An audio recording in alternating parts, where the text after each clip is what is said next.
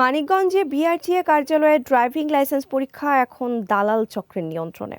সরকার নির্ধারিত ফিয়ের বাইরে অতিরিক্ত টাকা খরচ না করলে মিলবে না লাইসেন্স, এমন চিত্র উঠে এসেছে অনুসন্ধানে।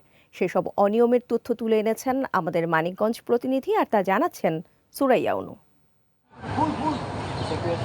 Bangladesh road transport authority Manikganj driving licence পরীক্ষার নামে সেখানে চলছে প্রকাশ্য অনিয়ম আর ঘুষ বাণিজ্য।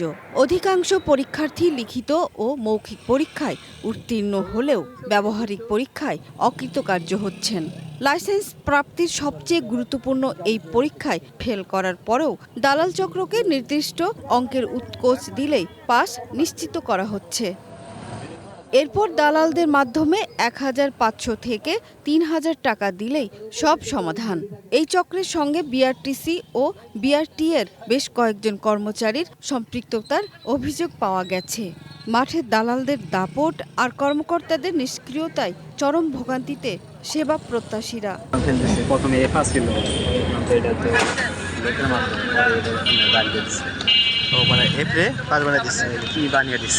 চুক্তি থাকলে প্রথমে অকৃতকার্য হলেও পরে পাশ করিয়ে দেওয়া হয়।